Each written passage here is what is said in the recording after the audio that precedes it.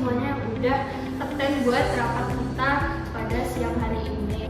Nah, jadi sebenarnya kenapa saya mengumpulkan kita semua di sini, itu sebenarnya ada beberapa poin yang ingin saya bahas dari bisnis yang akan kita jalankan, yaitu Quickbite Pagi.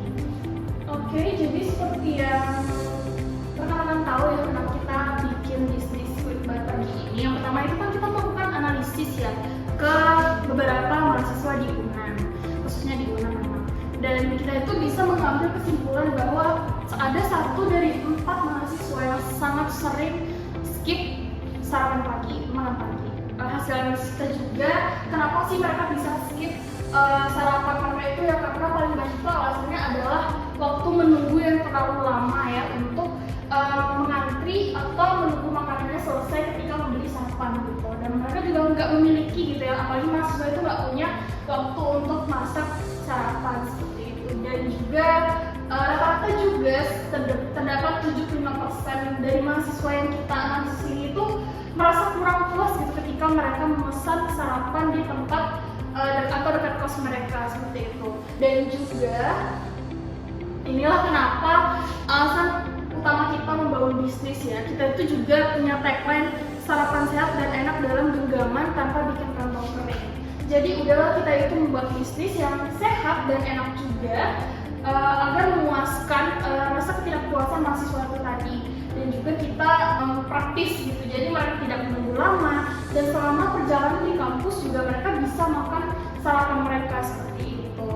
Nah, tujuannya itu tuh jelas ya kenapa kita bikin bisnis seperti ini ya, karena kita itu ingin mereka itu bisa mendapatkan sarapan yang proper gitu secara cepat tanpa perlu ngantri lama. Pemaparan singkat aja ya sebenarnya tadi. Mungkin ada yang ingin bertanya gitu ya terkait kenapa sih begini-begitu, mungkin boleh bertanya. Sebelumnya saya ingin bertanya mengenai pemaparan yang telah dipaparkan tadi. Sebelumnya kan dijelaskan bahwa di latar belakang itu disebutkan bahwa target utama kita ini kan mahasiswa Universitas Andalas yang terburu-buru dan tidak sempat untuk sarapan pagi. Nah, mengapa kita menggunakan sistem PO lewat Instagram dan WhatsApp? Kenapa kita nggak pakai sistem langsung order di tempat atau di lokasi? Oke, terima kasih ya pertanyaannya dari pemasaran, bagus banget pertanyaannya. Jadi kenapa kita tuh pakai sistem pre-order? Tadi kan kita berdasarkan hasil analisis ya, di sini tuh terdapat alasan kenapa mahasiswa itu banyak banget yang gak suka sarapan pagi. Untuk paling besar itu adalah karena 39,3% mereka itu mengeluhkan waktu tunggu yang sangat lama gitu. Mereka memesan makanan pagi harus antri sama mahasiswa atau malah pekerja lainnya, makanya mereka itu mengeluhkan waktu yang lama ketika mengantri atau ketika menunggu menu yang mereka pesan itu jadi. Nah, kenapa kita pakai sistem PO? Pertama, kalau misalnya kita menyediakan ready stock gitu, kalau misalnya kita langsung menyediakan menu tanpa ada yang pesan, sebenarnya itu akan meningkatkan risiko semakin panjang antrian. Karena kalau misalnya kita membuat menunya tanpa estimasi kapan selesainya atau kita langsung bikin banyak, dan itu tetap akan antrian yang panjang. Sementara kalau misalnya sistem PO, itu kita udah tahu nih kapan mahasiswa itu akan menjemput, kapan mereka janjinya akan saya akan mengambil jam segini sebelum ke kampus misalnya, atau jam 7 misalnya. Jadi hal ini menurut saya sendiri itu bisa mengatasi masalah yang 39,3% ini yang dimana mahasiswa itu mengeluhkan waktu yang lama ketika memesan makanan. Jadi dengan sistem PO itu mereka langsung datang ke situ, sebutkan identitas mereka atau nama siapa misalnya, langsung didapetin makanannya gitu, tanpa perlu dimasak dulu, tanpa perlu di blender dulu. Walaupun kan ready stock itu tuh nggak mungkin langsung dimasak kan, karena kan produk kita harus dimasak dulu, nggak mungkin dimasak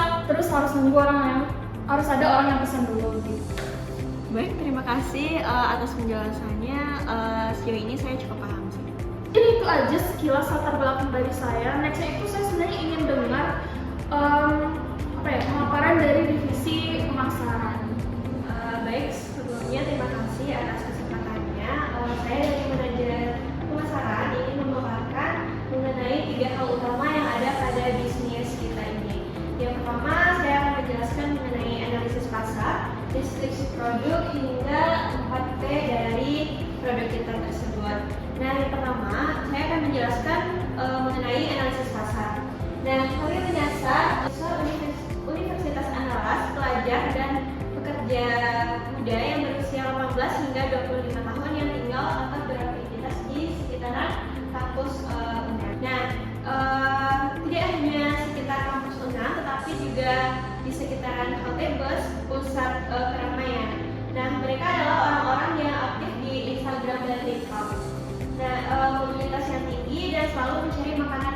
target enak, murah, dan cepat. Nah, singkatnya, target kami adalah mahasiswa yang tiap harinya dihadapkan pada pilihan klasik yang terlambat atau lapar. Nah, maka dari itu positioning dari kami hadir sebagai jawaban sarapan pagi yang sehat dan enak dalam genggaman tanpa bikin kantong kering. Nah, selanjutnya yang kedua masuk pada deskripsi produk. Nah, di sini ada produk andalan, tertara ada 3 produk andalan yang bisa teman-teman lihat. Nah, di sini ada sandwich dengan varian ayam dan sayuran yang segar. Lalu ada tortilla wrap, itu telur, sayuran, dan protein dalam tortilla. Nah, yang ketiga ada rice bowl dengan nasi dengan lauk yang sehat dalam cup yang praktis. Nah, di sini dari ketiga produk yang hadir ini, rasa dan konsisten itu terbukti disukai oleh 71,4% konsumen. Kemasan yang praktis untuk dibawa kemana saja, dan harganya juga sangat terjangkau, kisaran 10.000 sampai 15.000 sesuai dengan target keinginan konsumen, yang mana tertara di sini 87,5% responden.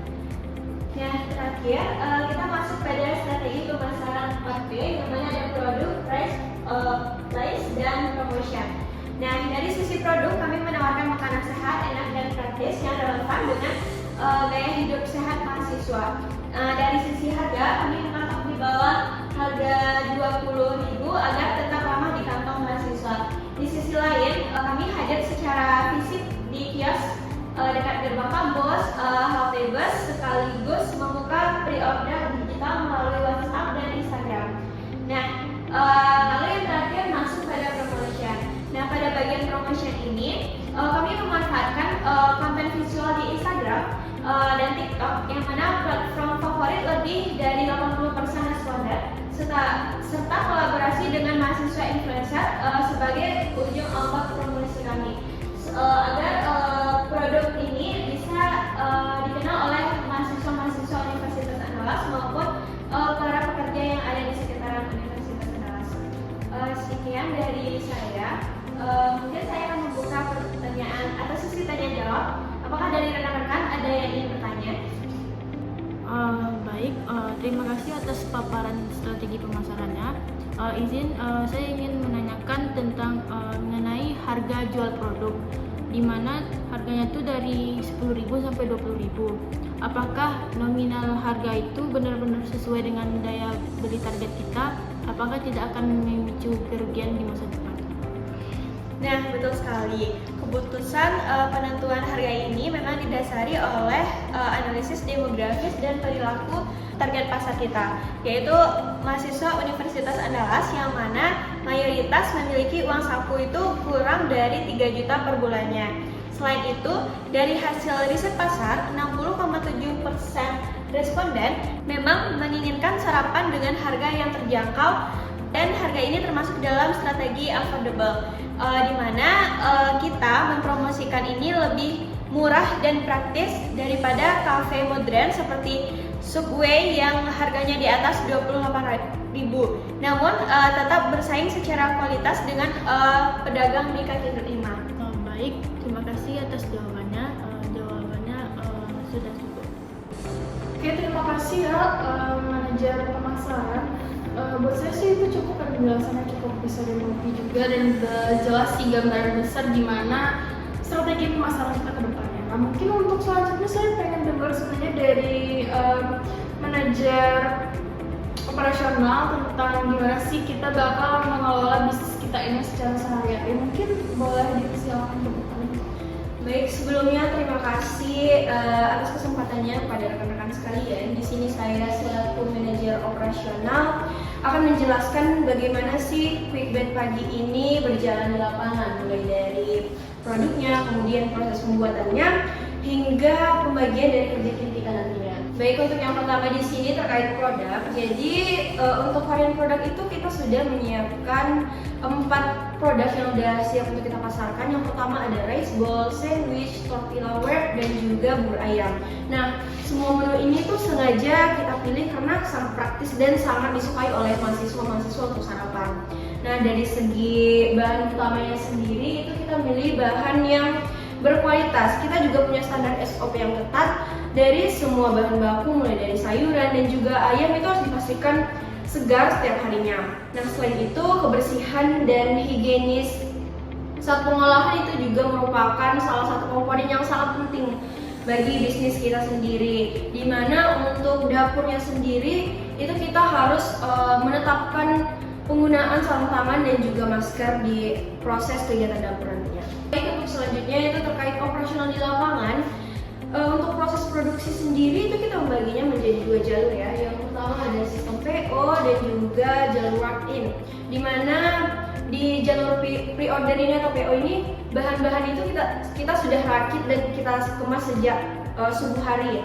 Jadi saat mahasiswa itu sudah datang, mereka itu tinggal ambil pesanannya dan tidak perlu mengantri lagi. Kemudian untuk jalur walk-in atau beli di tempat itu kita menerapkan sistem rakit cepat. Nah, bahan setengah jadi yang sudah siap. Jadi waktu penyajian yang kita sediakan itu dari konsumen memesan itu sampai makanan siap itu targetnya maksimal 10 hingga 15 menit saja. Untuk proses produksinya sendiri atau SOP-nya sendiri bisa rekan-rekan perhatikan di sini. Kita menerima pesanan, kemudian menyiapkan bahan-bahan, melakukan proses produksi sesuai dengan resep yang pastinya sudah kita tetapkan ya. Kemudian quality check, yaitu pengecekan terhadap bagaimana kualitas produk kita. Kemudian melalui tahapan packing pesanan dan produk yang disajikan ke pelanggan. Untuk supplier sendiri itu kita bekerja sama dengan pedagang-pedagang pasar tradisional dan juga grosir-grosir besar seperti Budiman, Pelangi, dan juga Asia. Nah, tujuannya itu jelas karena agar kita itu bisa mendapatkan harga bahan baku dan kemasan yang jauh lebih murah, tapi kualitasnya itu tetap terjaga. Nah, untuk peralatan sendiri itu kita butuh alat-alat dapur seperti pemanggang roti, kemudian kompor, dan juga wadah penyimpanan roti. Nah, kami juga udah nyiapin itu seperti jadwal pemeliharaan alat secara berkala agar tidak ada kendala teknis pada saat penjualan nantinya. Oke, kemudian untuk lokasi usaha kita sendiri itu kita sudah memiliki titik yang strategis itu di pinggir jalan dekat gerbang kampus Universitas Andalas dan juga halte Trans Padang. Lokasi ini sengaja dipilih supaya mahasiswa yang sedang terburu-buru itu berangkat kuliah bisa langsung melihat dan membeli produk kita dengan mudah. Oke, selanjutnya terkait kerja tim lapangan sendiri, di sini divisi operasional sudah membagi 3 peran utama untuk tim lapangan sendiri. Yang pertama itu adalah staf produksi yang bertanggung jawab penuh di dapur untuk mengolah makanan nantinya. Kemudian ada staf packing, di sini bertanggung jawab untuk membungkus makanan, kemudian memastikan pesanan sesuai dengan data yang sudah masuk kita. Kemudian ada kasir, di kasir ini bertanggung jawab dalam melayani pembayaran dan juga pencatatan transaksi keuangan harian sekaligus untuk membantu koordinasi pesanan yang masuk lewat WhatsApp ataupun Instagram kita sendiri. Oke, dari penjelasan saya tadi dengan pembagian tugas-tugas yang sudah jelas ini, kami yakin dari divisi operasional itu pagi itu bisa berjalan dengan efisien dan juga konsisten. Sekian dari pemaparan dari divisi operasional. Saya kembalikan jika ada yang ingin bertanya kepada rekan-rekan. Mungkin saya ingin bertanya ya ke manajer operasional. Sebenarnya kan lokasi kios kita itu beradanya di pinggir jalan, tepatnya tadi di dekat gerbang kampus Unan sama di halte produksi. Sebenarnya saya itu ingin tahu sih gimana cara kita itu, gimana cara Anda lebih tepatnya memastikan proses operasional dan penyajiannya itu tetap higienis gitu, dan gimana sih cepat bagi pelanggan itu membeli langsung saat mereka itu pesannya melalui walk-in. Itu bagaimana? Baik, pertanyaan sangat bagus ya dari rekan kami.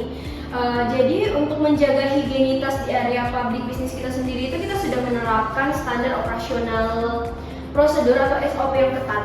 Nah, di mana seluruh tim produksi itu diwajibkan untuk menggunakan alat pelindung atau ADP seperti masker ataupun sarung tangan, serta melakukan pembersihan peralatan secara berkala yaitu harian.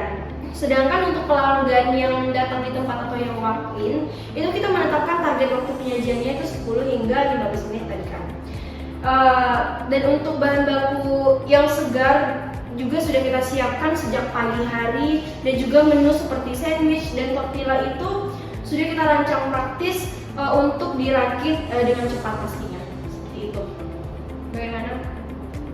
Menurut saya sudah menjawab sih kalau Baik, manajer operasional. Oke, baik, terima kasih atas tanggapannya. Mungkin sekian dari divisi operasional, saya kembali.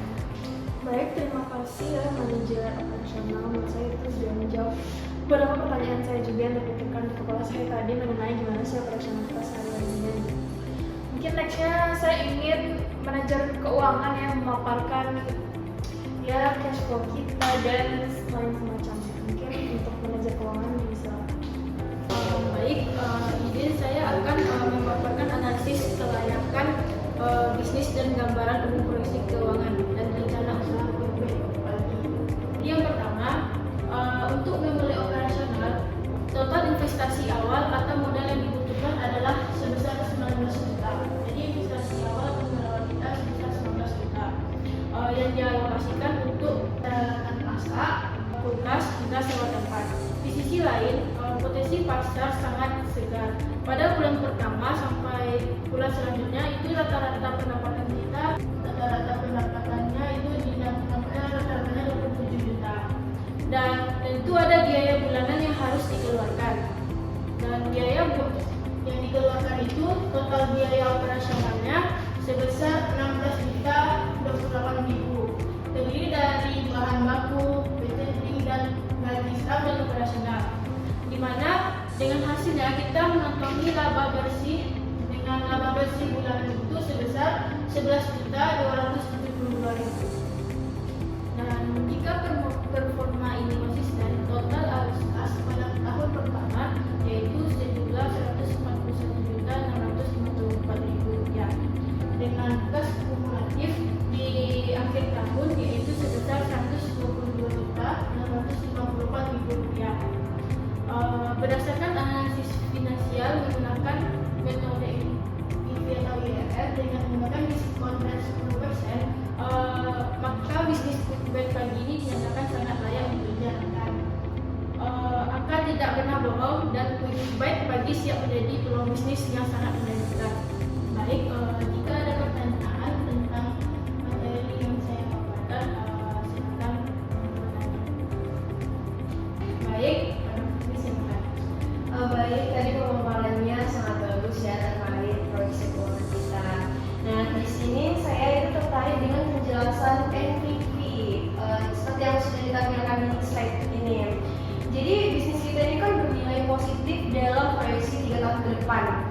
Nah, sebagai gambaran untuk kita semua bisa tolong dijelaskan secara singkat apa sih arti dari angka NPV positif tersebut bagi keberlanjutan operasional bisnis Quickbite pagi kita. Pertanyaannya sangat bagus dari manajer operasional. Jadi nilai NPV yang positif itu menunjukkan bahwa keuntungan atau arus kas masuk yang diterima di masa depan nilainya itu jauh lebih besar dari modal kita tadi, yaitu sebesar 19 juta. Bahkan setelah memperhitungkan faktor inflasi atau suku bunga sebesar 10%, secara operasional arti dari NPV positif ini adalah bisnis Quickbite bukan cuma sekedar balik modal, tetapi secara jangka panjang bisnis ini membuktikan menguntungkan, memiliki nilai tambah dan sangat aman untuk dikembangkan lebih lanjut karena fondasi keuangannya yang sehat. Oke, baik, terima kasih atas penjelasannya, sudah sangat menjawab pertanyaan saya. Baik, sebelumnya saya ingin ucapin terima kasih banyak buat rekan-rekan semuanya yang udah maparin dari aspek operasional, keuangan dan juga pemasaran. Menurut saya dengan dijabarkan yang kita itu saya jadi tahu kalau ternyata bisnis kita ini tuh layak nih dan juga pokoknya baik lah untuk dijalani gitu. Dan juga saya sangat mengapresiasi kinerja rekan-rekan semuanya yang sudah menghandle segala aspek ini, operasional, keuangan dan juga pemasaran begitu. Jadi mungkin sekian aja untuk meeting internal dari kita ya. Dengan itu saya tutup